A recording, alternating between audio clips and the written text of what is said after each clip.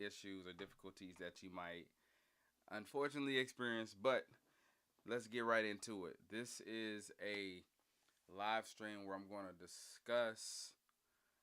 we're going to discuss some very important things when it comes to having a home studio or having a studio in your bedroom, in your home. I really have I do have a lot of experience in producing in your home. I have experience producing in $1 million studios where all the equipment is just to the nines, and you have um, recorders. I'm sorry, you have producers around you who know way more than you.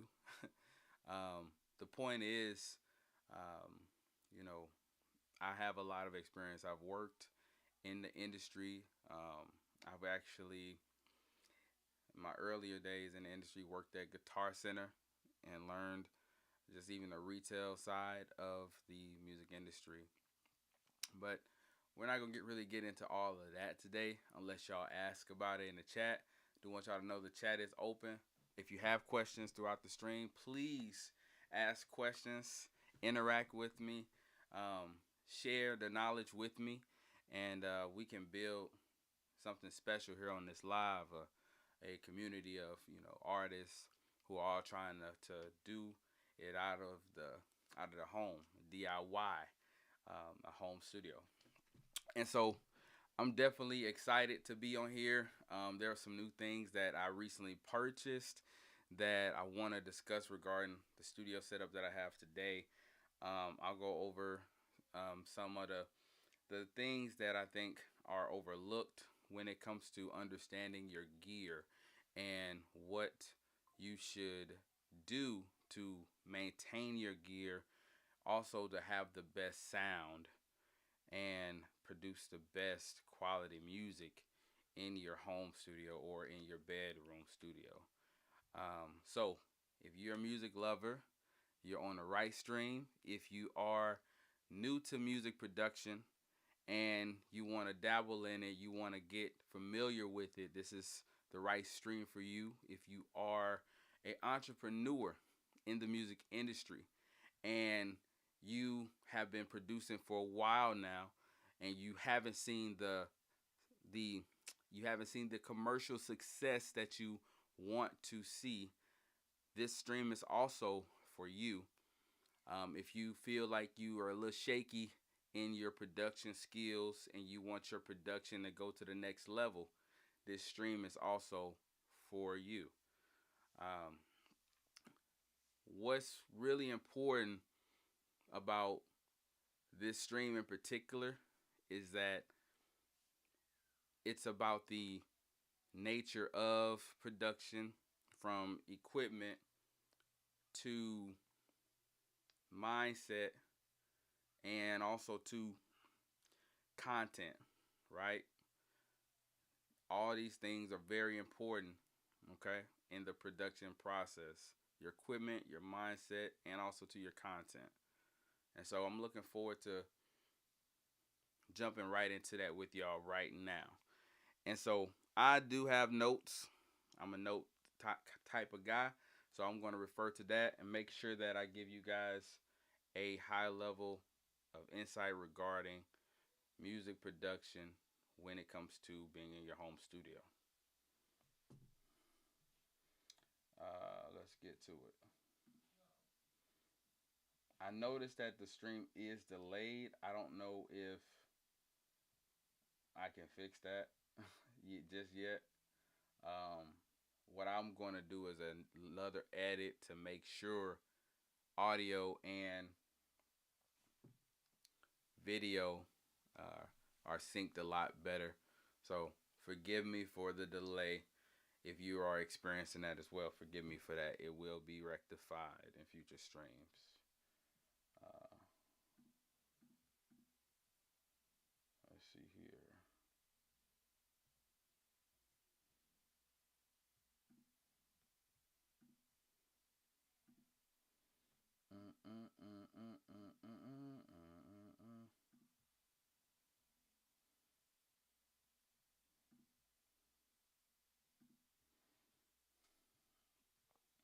Cool.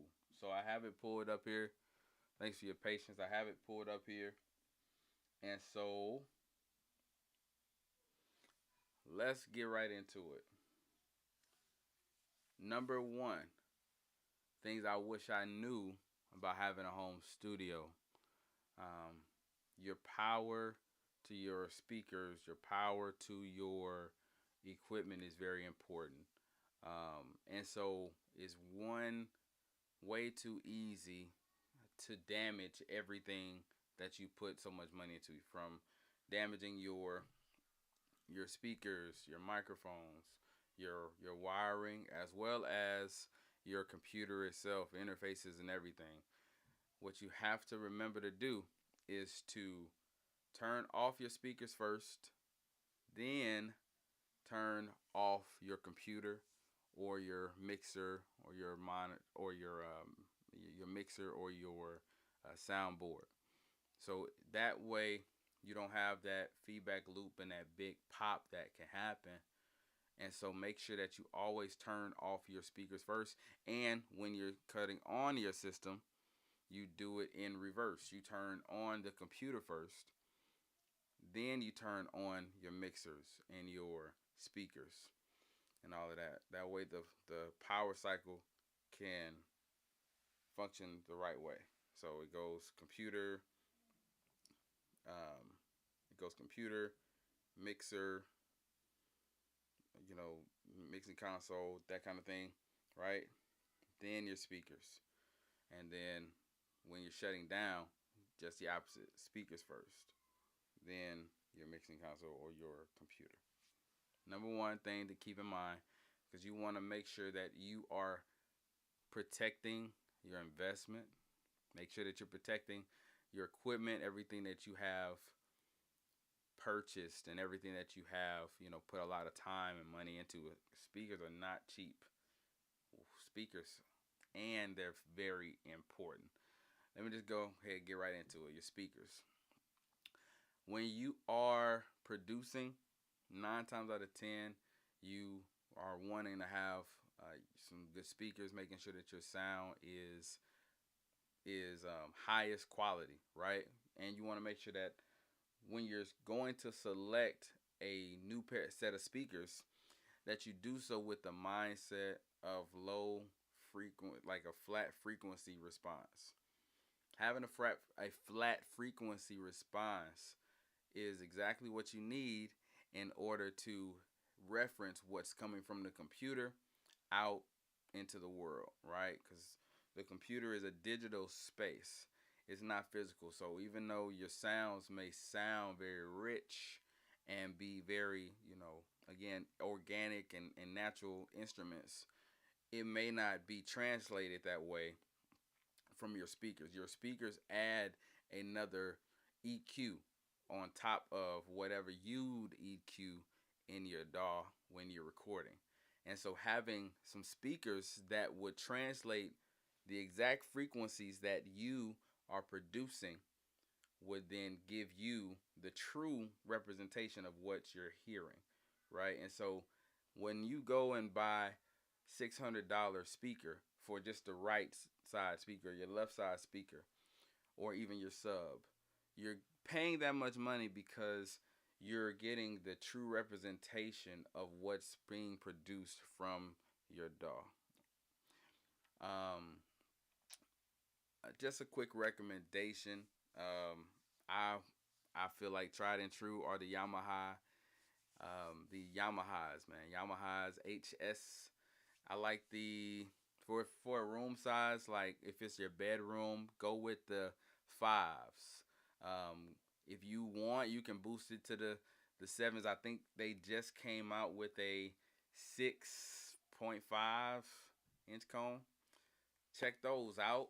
Yamaha, and again, why I suggested Yamahas is because of the flat frequency response. You're not going to find a better representation of what's being produced from your DAW than the Yamaha HS7s. I like the sevens. I like the fives as well too. Had a pair of eights. Listen, go and get you a pair. This is another reason to have these headphones. I mean these speakers. When you are in $1 million studios, you want to guess what speakers they're using? They're using a pair of Yamahas the majority of the time.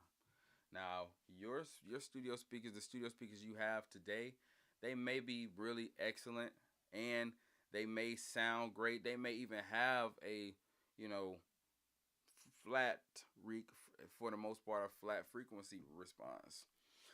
But what I want to caution you on or put you up on game on is that you want to go with the standard that's being produced around the industry. And here's why. When people listen to music, when studio people listen to music that are the hit makers, they're using these speakers, and so you want to get as close to the reference that they're using as possible. That way you can kind of imitate that and learn how to use that kind of ear, that type of speaker sound. It's very overlooked what I'm saying, but it's one of the things that's so important. Cause say, for example, I mean, every instrument is different. Think about the keyboard. Think about the different types of keyboards there are out there. Everybody that has a new, everybody that has a different keyboard had a understanding and a feel that they wanted to produce and put out there on that keyboard. And the same thing goes for speakers. And so when you have these unique versions of speakers that are supposed to do the same thing, going with the one going with the one speaker that's purchased the most is going to give you a sound experience that's more relatable than you getting some LG speakers and mixing out of those to then put that on Spotify and hope people hear the same translations that are popular. You probably won't get the popular translations that way. You want to go with what's being produced out of the most. Um, so, with that being said, that's speakers. Get you a high quality speakers with a flat frequency response that's generally used in mainstream mixing and mastering. That way, your mixing can be tailored to the sound that's being played out there on airwaves, to where then, if that's what you want to do anywhere. Again, this is all subjective, but in my opinion, if you're trying to be a professional, then that's the approach that I would take. Um, so again, we right now we're just talking about equipment. Equipment again is a high level of importance whenever you're mixing and mastering. If you're new to this channel, you're new to the technology of music production, this is a stream that is for you. If you are a seasoned producer and you just want to make sure that, hey, that you're hopping into some communities where you can learn more about music production, you want to support, this is a stream that's for you. Um, yeah.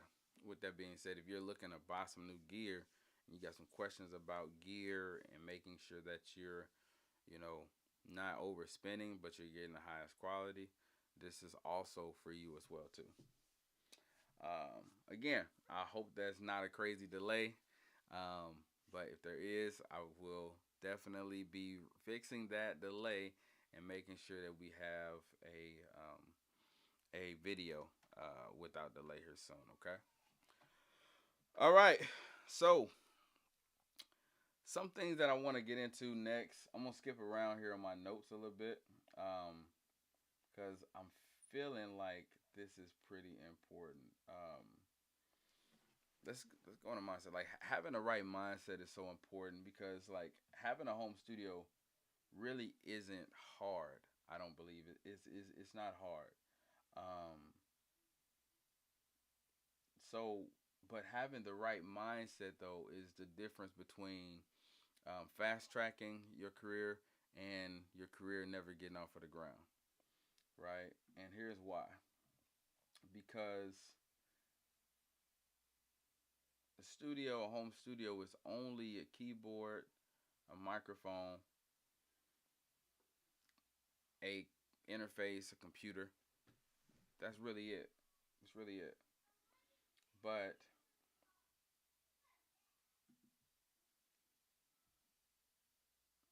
what you what you need to make sure that you have is the proper perspective, right?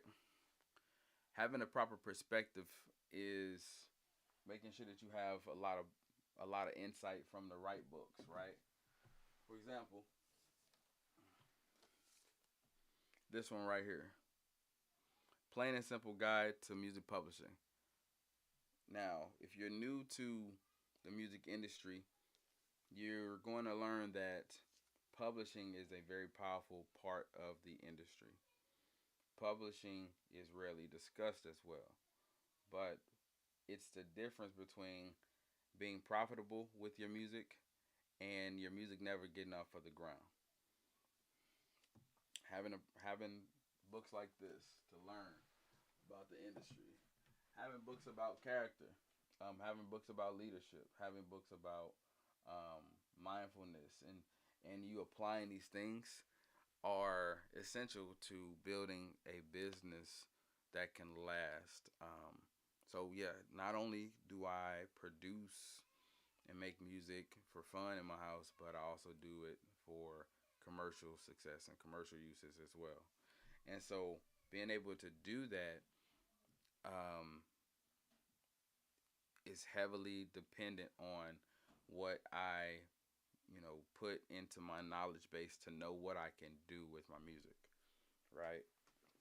And so I want to talk to you guys about setting up your entities. Um, let's see here. Let's get back into this though. It's just so much to go over, and to really, like break this down, it will take some while. So a while. So this won't be my only stream. I'll definitely do more. Um, number two, number two, never use RCA cables. Always use a quarter inch or XLR cables for your speakers. It's gonna make sure that your the that that you have a balanced connection to your speakers. A lot of times, when you're new to setting up your music space, you use RCA stuff. That's the red, white, and blue cables, and not red, white, and blue. That's the red, white, and yellow cables, right? And those cables are not a balanced connection. It doesn't have a grounded cable on the inside of them, which means you won't have a true representation of what's coming out of your left speaker and your right speaker. It'll be missing some package of data that's supposed to be translated for you to hear. And so making sure that you have a balance set, which are speakers that and cables of XLR or quarter inch, very important, and it's highly under recognized by new producers or new enthusiasts of making music in their home. And so make sure that you have balanced wiring. Having a balanced wiring setup is very, very, very important. Um, Always keep you a couple instrument cables. And so, things I wish I knew before I had a bedroom studio. Always keep you a couple instrument cables. Now instrument cables are quarter inch cables that have one band on them. So when you go to Guitar Center, or Sam Ash is gone. When you go to Guitar Center, or you're shopping on Sweetwater website, or you're just even on Amazon looking for cables, make sure that if you're purchasing the instrument cable, that it has a one band on it. Then you have your speaker cable. When I said the quarter inches, your speaker cables are going to be they're going to have two bands on them. Those are the quarter inches that you need, and that's going to make the sound balanced.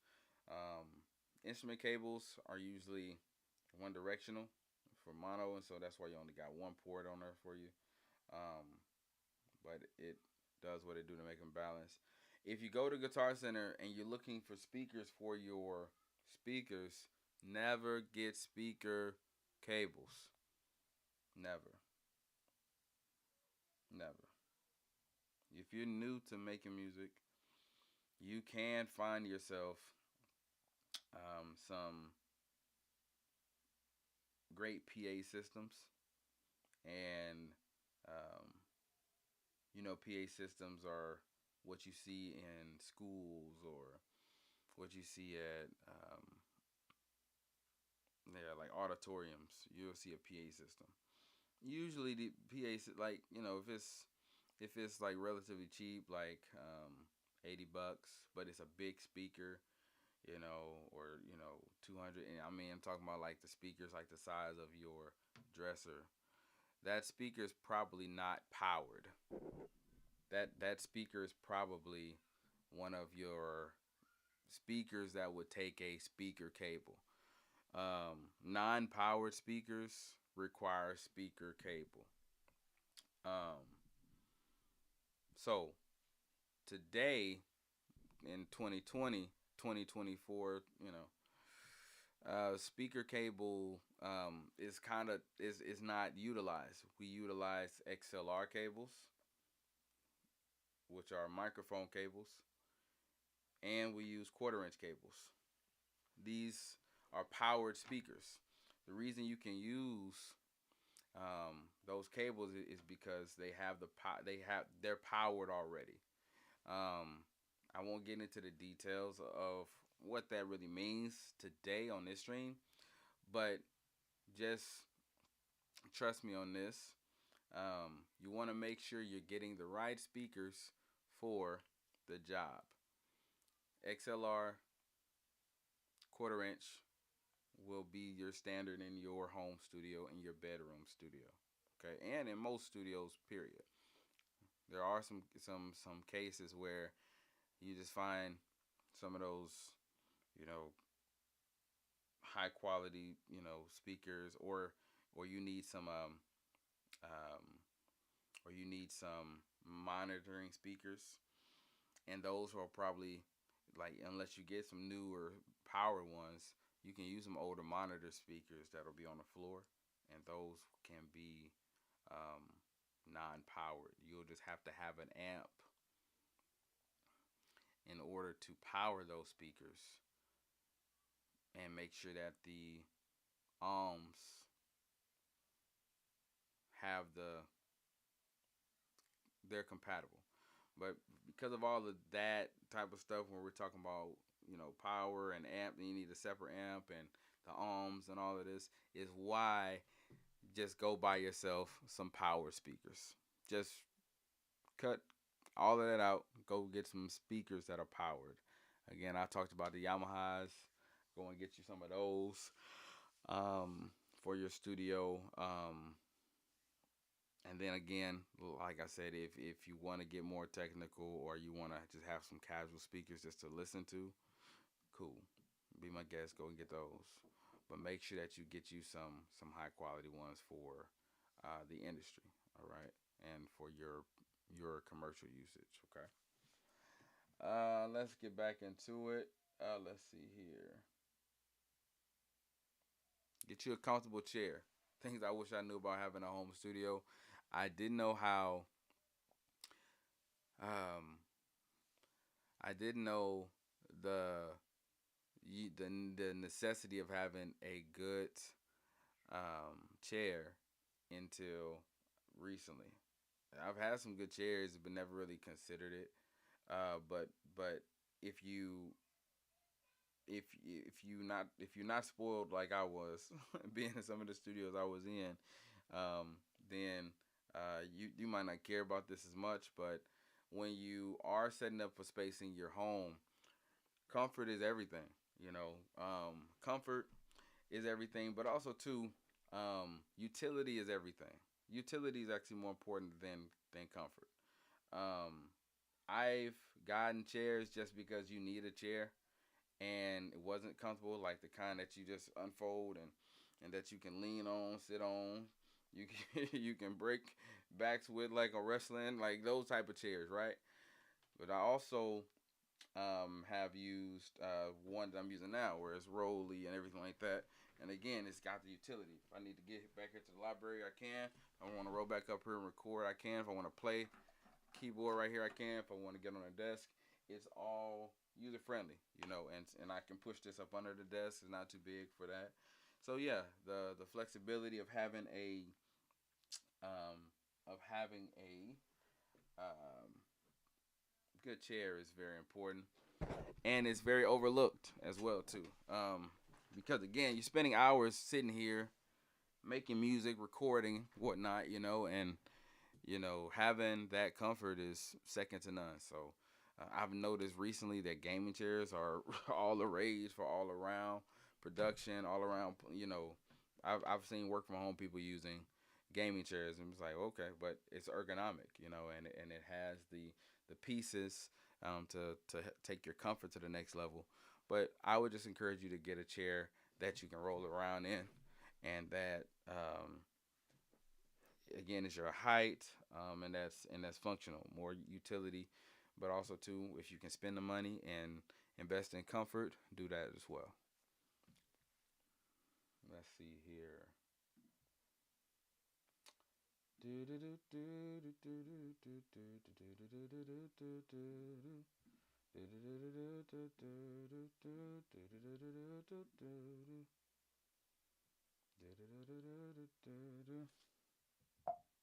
Let's see here. Okay. Comfort, solid headphone. Okay. All right. So another thing you want to make sure that you have is a solid pair of headphones. I use where are my headphones? I use Sennheiser 270s. No, sorry, 280s. Sennheiser HD AC 280 Pro. Best headphones I've ever had, and I've had some really good ones. Audio Technica, Sony's. I mean, some high quality ones, but these right here, if you want to get high quality closed back headphones to do mixing and things of that nature, right here, these are the ones that you get. Um, when it comes to frequency response, the and yes, your headphones have a particular frequency response too. So you want to make sure that you're buying headphones that reference a low frequency response, so that way they are not influencing your mix at all. It's very important. So try these Sennheisers, the HD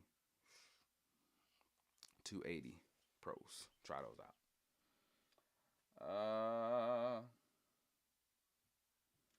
Let's see here.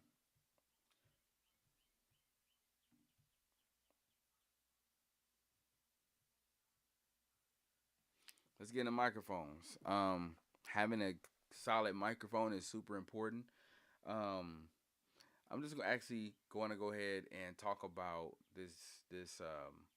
Yeah, talk about the microphone situation. So get you two type of microphones: condenser and dynamic microphones. A dynamic microphone is what you see um, a lot of people will use handheld microphones whenever they're speaking. You're gonna speak in engagements or a church. Um, so that's a dynamic microphone, something that you can hold, speak into, and it's just clear, crisp, and that kind of thing, right? I'm using a dynamic microphone right now. Um, I can hold this microphone if I want to. I haven't done that here yet, but yeah, you can hold this microphone. You won't have a ton of feedback. You won't have a ton of just craziness when it comes to your sound quality. I can put this on the ground and it's not going to damage it. These microphones stand the test time, and what's cool about them is they're omnidirectional. So I can hold this microphone any way I want, and I'm going to still have a balanced sound. It's going to pick up my voice in a balanced way, and so having one of these microphones is really important. I'm using this mic cover just to diffuse pops and things of that nature. Heard that pop, pop. See how it cushioned that, so it's not as loud. Pop, pop. pop. You see, so I use this microphone cover here to, um, well, the word came on mine, to reduce that pop sound, which it works beautifully. And this microphone is the Shure Beta 5, sorry, 58A. So that's what this microphone is, and so it's a beautiful microphone. I used it for live performances as well. Um, this is a great mic for if you're looking to get a very clear sound, minimal feedback when you're live as well. Uh,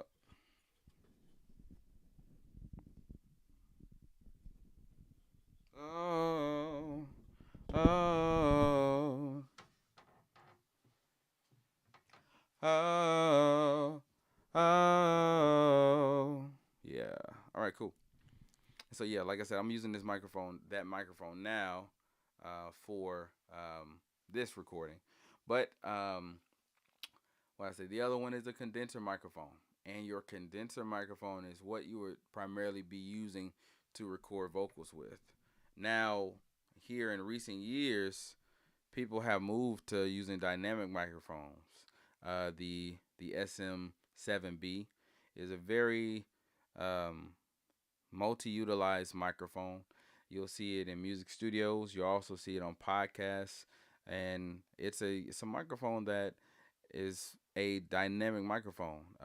What makes a condenser microphone so powerful though is its sensitivity.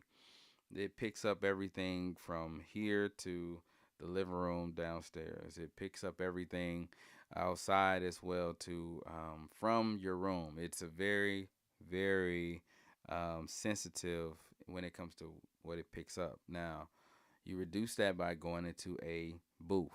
All right, go into the booth, you record it, and you're going to hear every single nuance, every single breath, every single realism. You're recording that performance as if it was live when you have a condenser mic. It's like the higher echelons of sound recording. And so people will get a condenser mic to bolster their production quality, right? A lot of those times you can record that flat, add a little tweak here to some highs and some lows, and the sound is just going to be rich. That can be tailored to the vocalist much better than a dynamic microphone can be. Most time dynamic microphones carry a lot of lows, and which means that has to be EQ'd out. In other words, dynamic microphones have their own EQ as well too. What you get with most condenser microphones, especially the more money you pay, is again a flatter frequency response to copy the true sound of your performance. So with that being said, get you a good microphone. I've actually found some replicas of some U86s, and they've been on Amazon. When you look at it, you'd be like, okay, it's shaped like the U87. It sounds similar as well too. Like it's like frequency response, what it picks up is rich, very rich. You also can go to Warm Audio, and you can get you U87s. Have I? I'll do a review of a U87 one day to explain why they're one of the higher standard microphones in the music industry. You'll see them in the majority of $1 million studios. Really, just if you're serious about your music, those studios. Period. You can buy one today at your local Guitar Center if you want to. All right, and probably get it today. They probably have it in stock. Um, but the kind of microphone you want to get for recording is definitely going to be a condenser. If you want to, again, follow the wave of the time and get that production quality, go with a SM7B. Go for it. Go for it. They are pricey. This microphone I'm using right now is a dynamic. It's cost me $100. You can get you a SM7B for about $400 to $500. Definitely get the service plan. Make sure that you protect your investment. Get that, and then where you can always get a replacement microphone. Or if you decide you don't like it and you say, you know what, I want to return this mug. When you have that plan, you can do that and get the money and buy whatever other microphone that you want to buy. So always get that, and you can get it for 2 years, 5 years. So if the wave change in 5 years, and you 4 years in, and you want to swap out that SM7B for, I don't know, some crazy other, like some crazy Sony or something like that. Like, you can put that money toward that and get it, no problem. So you're protecting your investment and allowing yourself to utilize that money later. It's a no-brainer. Get that protection plan. Get that protection plan. You never know when you need to get that. And so with that said, get you a high quality microphone. Get you a rig to hold that microphone on to. Get you a quality microphone stand. Things that I wish I knew, man.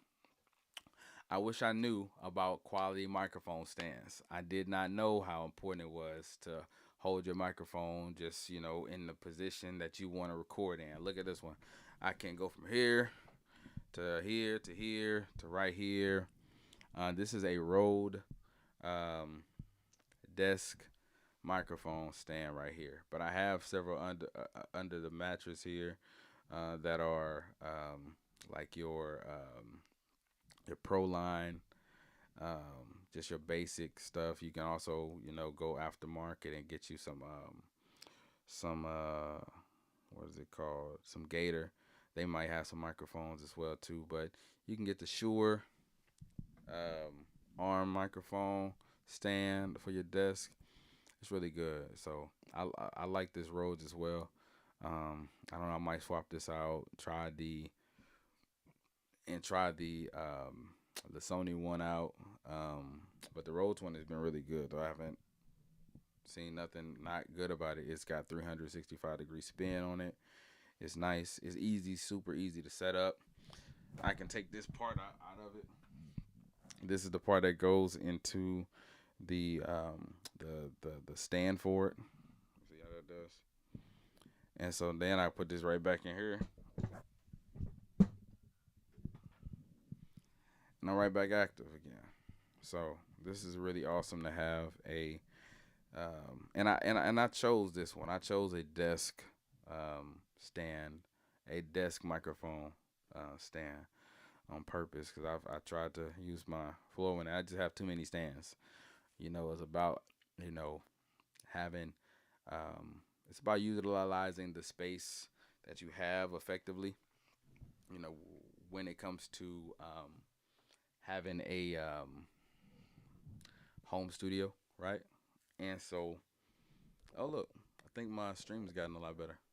And so, having a home studio, maybe it hasn't, but having a home studio, you want to make sure that you are utilizing your space as much as, like, as smart as possible, right? Because like you have a limited amount of space, and so being able to utilize that space, effectively is very important. So some of your purchases will be based on how much space you have and how to utilize that space effectively, right? And so I have measured out this desk, and I've decided, okay, how much of my desk do I want to take up my room and my wall space.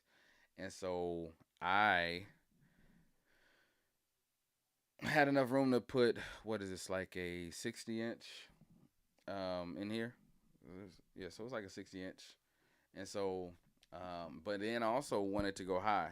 So I have it's a setup to where it actually goes up about 60 inches as well too. So or higher than that actually, because it's not a box, it's more of a rectangle. So yeah, I have it set up here in my room slash office now, and essentially I got this desk with the idea to have more storage, and so the thing I wish I knew about having a bedroom studio is making sure that I utilize the storage very efficiently. So you have a desk that literally I have one, two, three, four, five.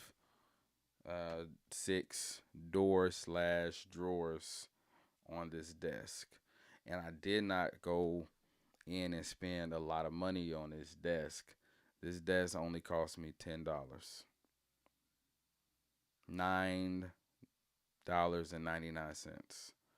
I bought this desk at a Salvation Army, and it was on fire sale, meaning they did not want it. They had nicer stuff that they thought on the inside, or this stuff that was outside had been there for a while, and they just needed to move it to make space.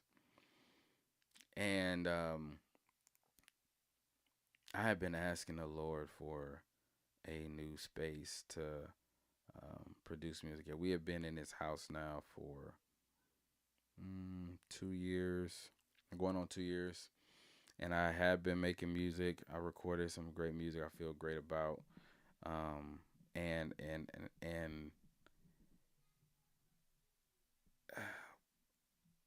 what it was is I got a new dog, right?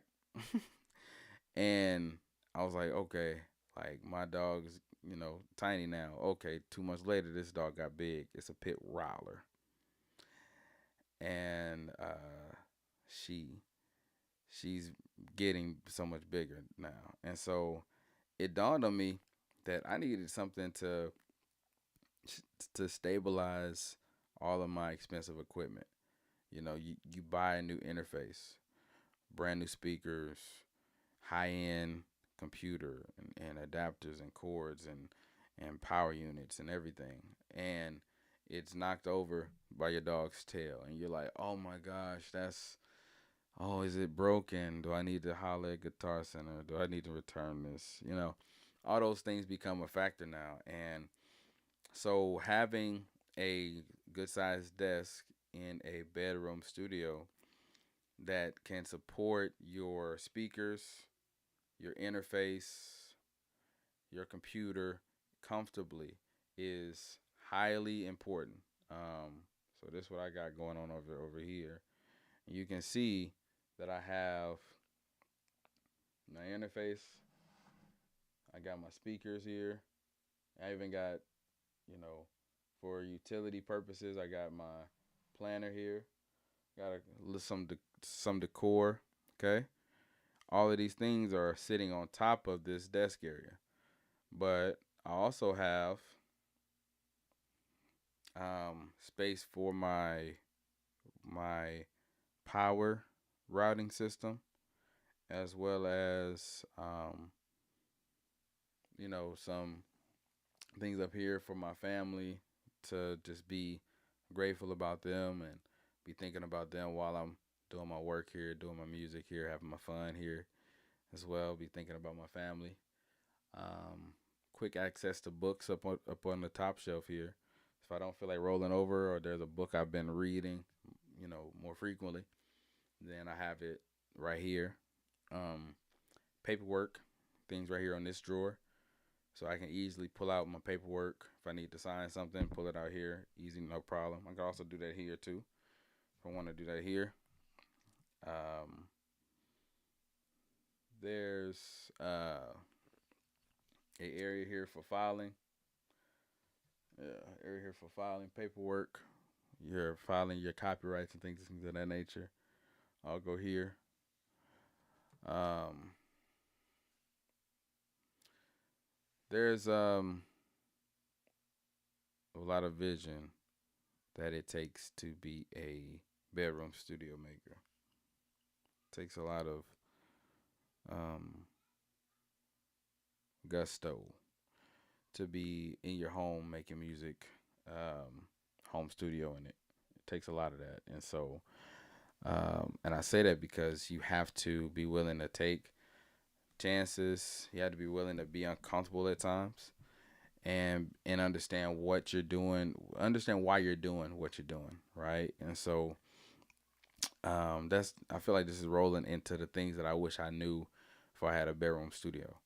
Being willing to bring your family involved in what you're doing is very important. Your studio space is the center of your heart when it comes to creating your music, when it comes to doing your business. And if you're gonna have it anywhere, if you're gonna have it in your bedroom outside of anywhere else, I mean, your bedroom's your most intimate place. It's a place where you sleep, where you think, where you contemplate, your future. This is where let's be real. This is where you make love. This is where you come to relax.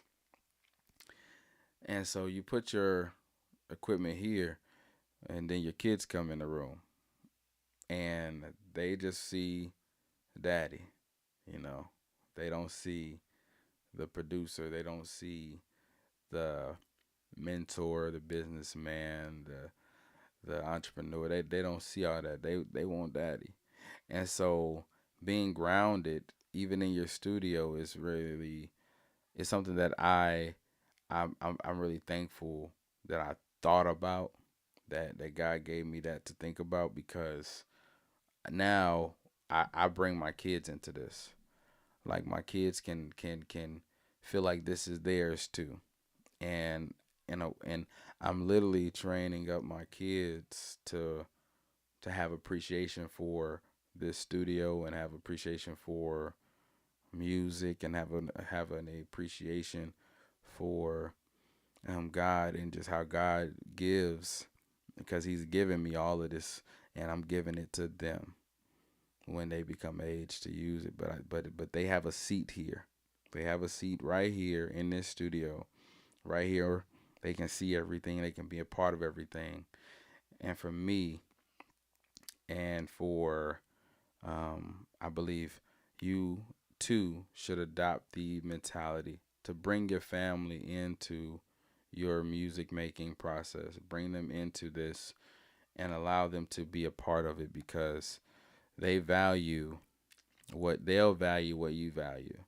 And if you allow them to be a part of this, then they'll take it, and even if they don't sit down and listen, and as the way that you sit in your head, but you let them be them, they'll catch the things that you do. I may not say it, but they'll catch it, they'll learn, and they'll appreciate it. And then the day will more likely come where they'll be, you know, when they'll be sitting asking questions, and they'll have questions that are completely um, off center from what you're doing, but they'll also ask questions that are intriguing, and some that'll be, fascinating, and that will bring you joy. And so, with all that said, uh, yeah, bring your family into your work life to balance it. It also helps you to not feel like so, you know, 9 o'clock, 5 o'clock. Think about 12 o'clock, and when that break comes, to where you can, um, you know, be a part of what your kids are doing, and be thinking about your kids even while you are making music. Be thinking about your family while you are making music. I got pictures up there of my family. I have my affirmation here for my family. Um, I'll read it to you. We the Johnsons are a loving, happy, and prosperous family. We the Johnsons seek first the kingdom of God and all of his righteousness. And all that we the Johnsons have need of will come freely, quickly, peacefully, lovingly, and orderly. Thank you, God. And it is so. And I'm reminded that I am, I'm just reminded that how blessed I am, and how, you know,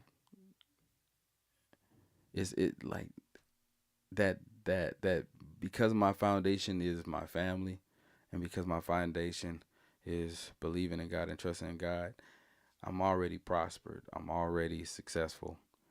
We've already won. And so, regardless of what a number does or doesn't do, I'm so positive and I'm so grateful for what God has already done that I have nothing but faith and belief that this will be amen.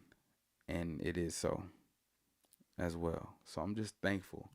And I live with that prosperous mindset, and I instill that in my family, and I'm reminded even as I'm here working on music or um, doing any kind of performances because of how I build my um, how I built my studio area and where it is built at. I'm always thinking about my family, and I'm always being reminded of how important and how important they are to me, and how I bring them and make them of importance to me as well by bringing them in. And so, yeah, family first for sure. Family first. Okay.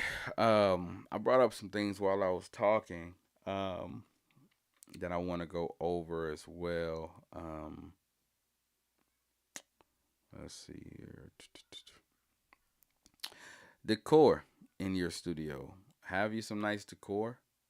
Um, I mean, it's really not something that you can understate. Um, Having something that inspires you. I have this plant. I have love in the back.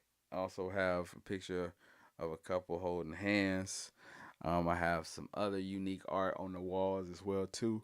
All of it for me um, is like a nice little, you know, creative spark that I can look to and keep an open mind about my art, and just think, hey, these things were definitely selected with me. Like these things were definitely created with me in mind, and this is what I like, and the people that I make music, that the people that make music, the people that hear my music, they'll also like it too, because we all kind of vibe with the same kind of energy and perspectives. And so, no, just again, get you some artwork that is socially acceptable for you, that inspires you.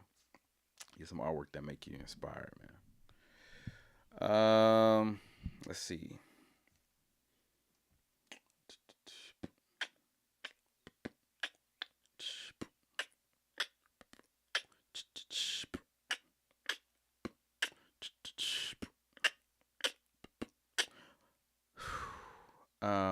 I know I talked about headphones. I didn't talk about keyboards yet, but I will. Yeah, get you some good keyboards.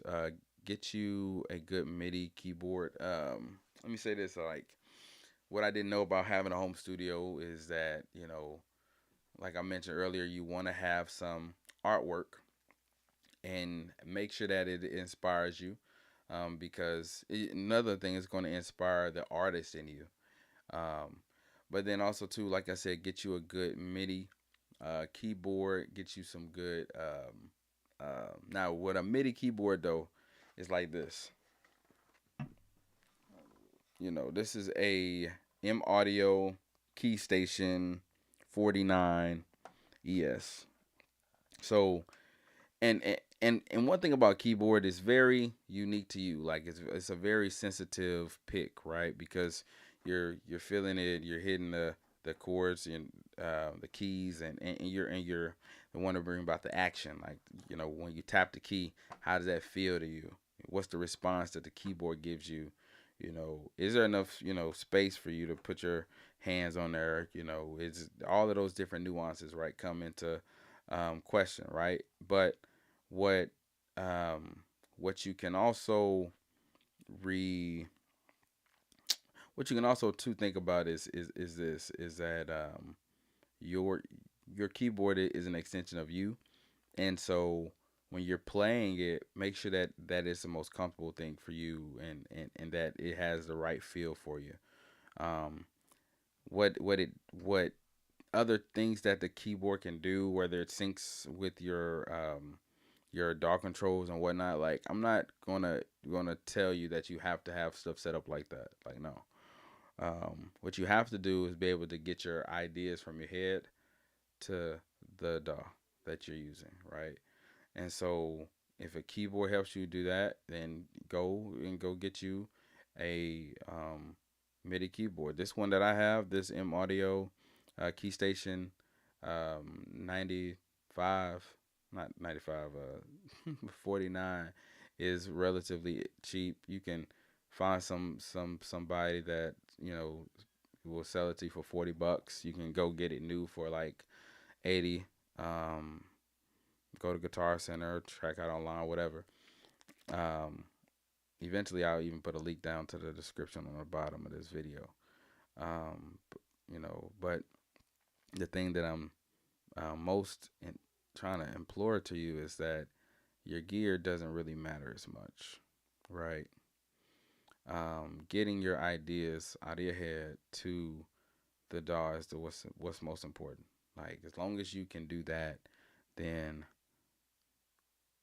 you should never have a problem with like your music creation, making music, and things of that nature. Period. Um, like speakers aren't as important, keyboards aren't as important, microphones aren't as important because getting that idea out is. Thing I wish I knew about having a studio, having a home studio, bedroom studio.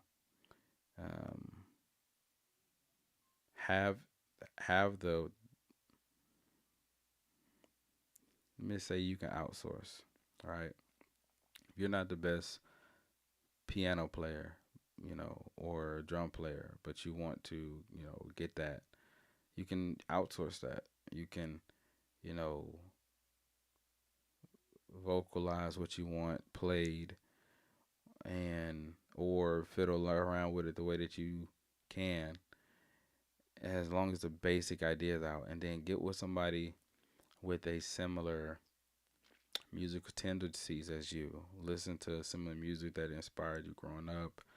Um, Find somebody that fascinates you to partner with, and give them your idea and let them develop it for you.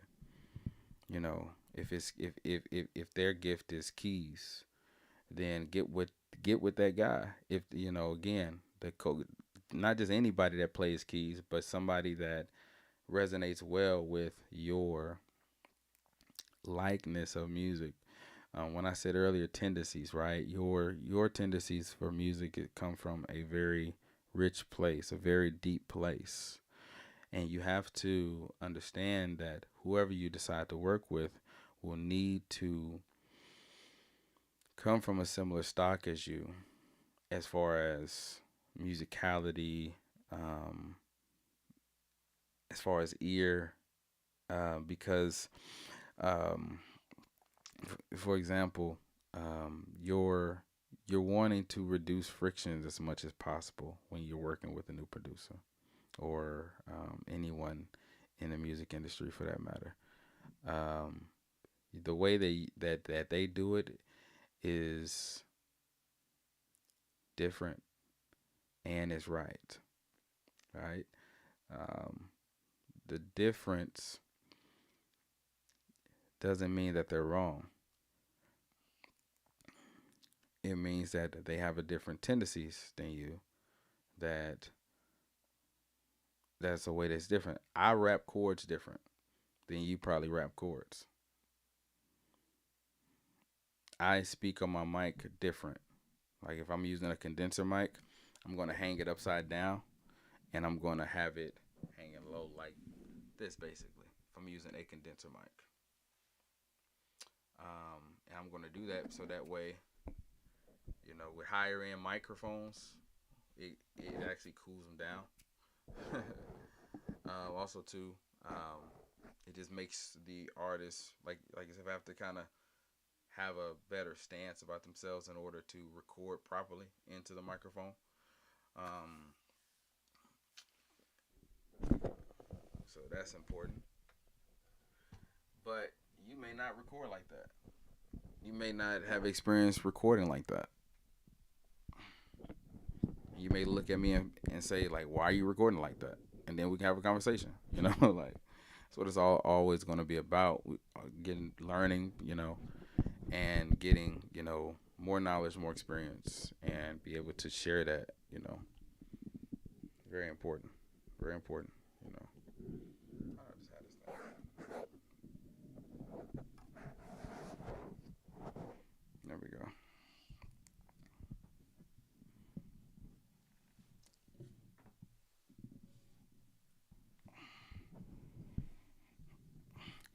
Du- du- du- du- du- du- du- du- du.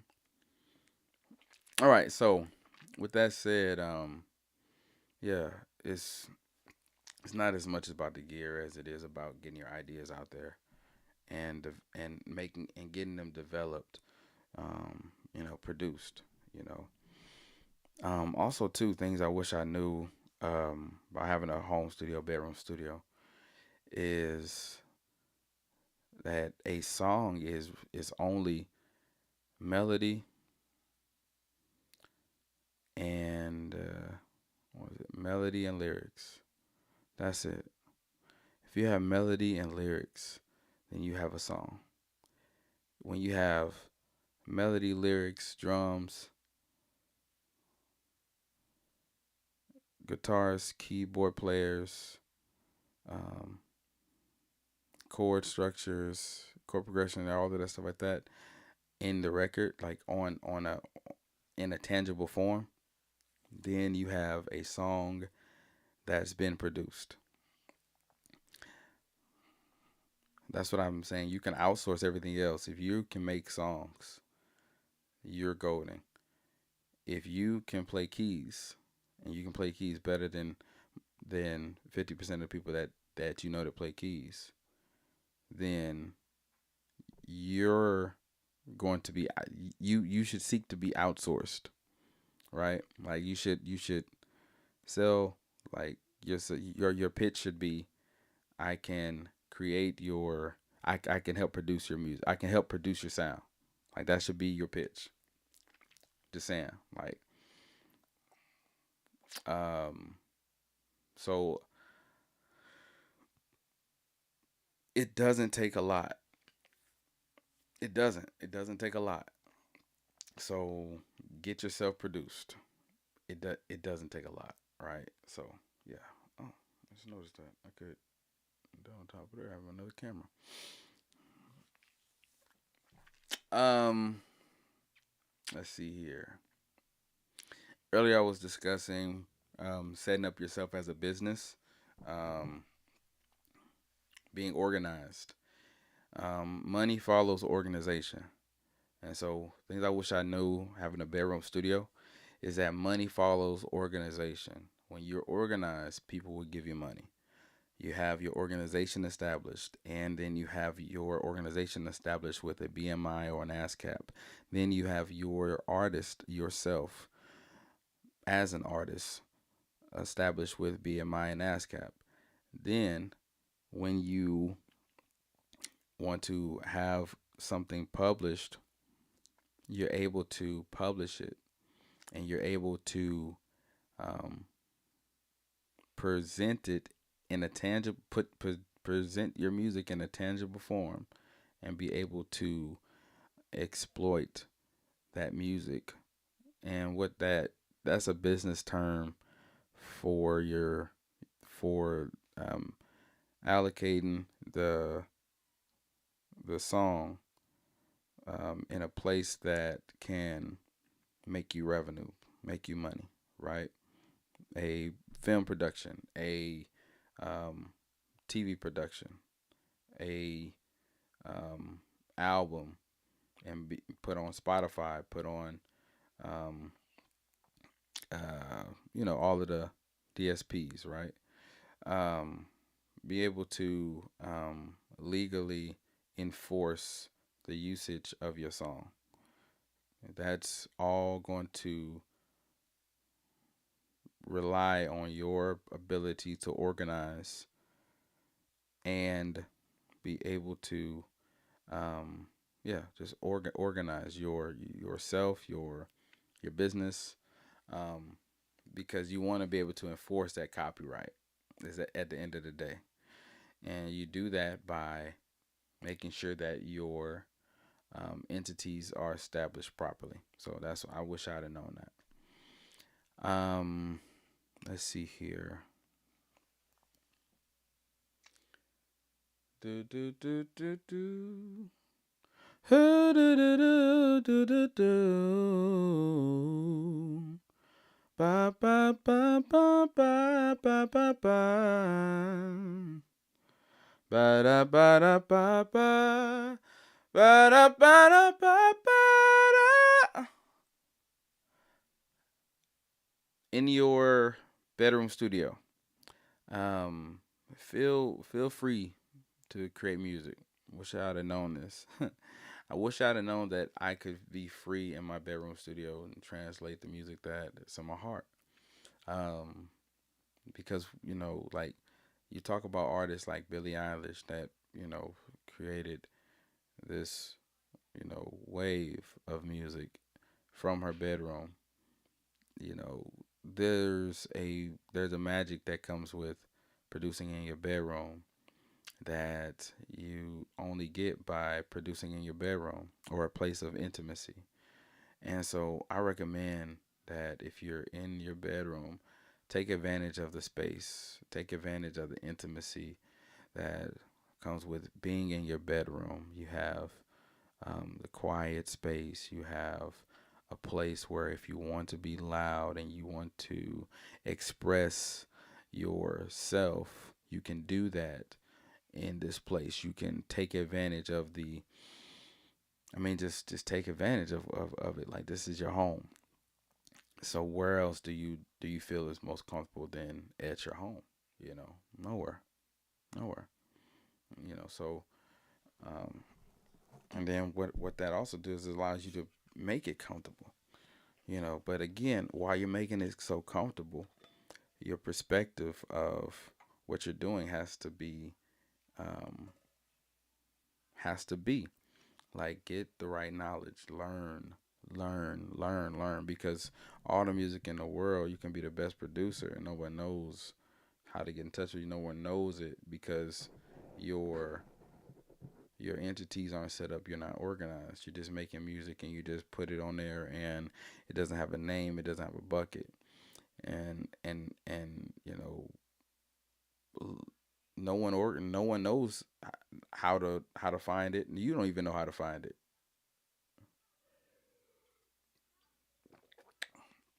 This water is ice cold. I love it.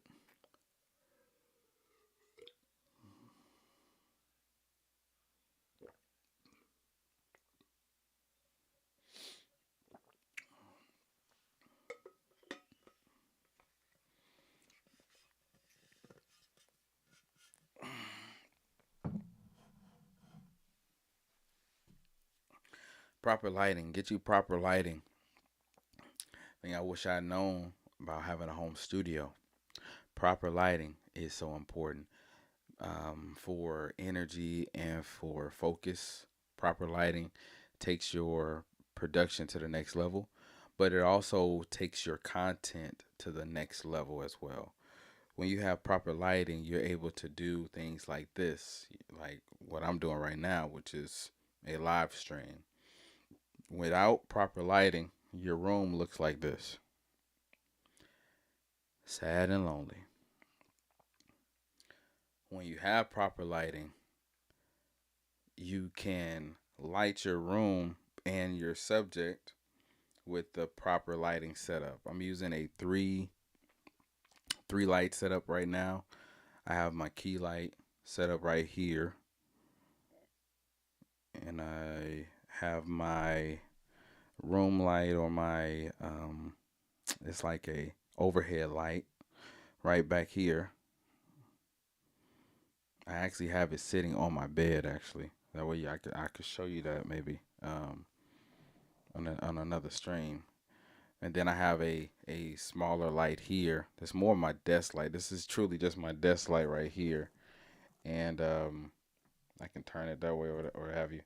But that desk light just gives a little bump in lighting over here, which helps balance out some things as well.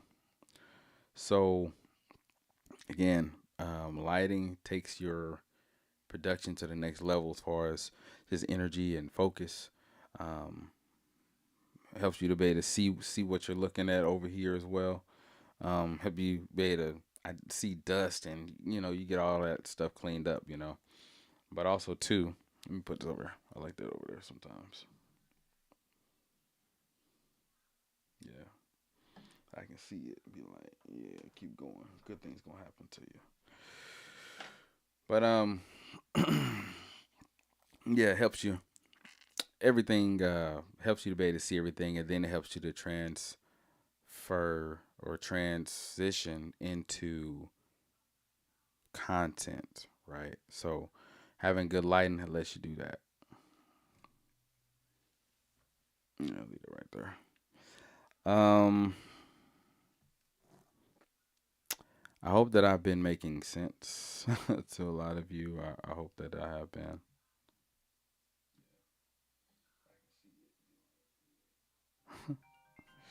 Oh, phone's ringing. What's this?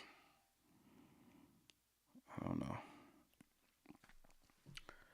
All right. I think this has been pretty good. Pretty good. Pretty good discussion today. Obviously, I'm going to take some points from this and I'm going to put it on Instagram, put them on Facebook, put them on YouTube, and make sure that everyone has access to them. Um, I got everything set up now, so I'll be doing more of these kind of streams as well too. More discussion like this, more you know, question and answer kind of things like this. And so I really don't mind knowing more about what it is that y'all have questions about. Matter of fact, um, somebody sent me some questions. Yeah, somebody sent me some questions. And I don't want to forget to answer those too. Oh, oh, oh. Mm-hmm, mm-hmm, mm-hmm, mm-hmm, mm-hmm.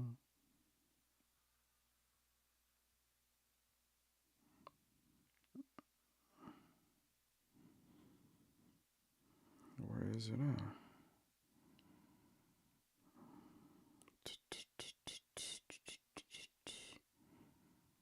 Maybe it didn't. Oh, well, I can't answer that then, unfortunately.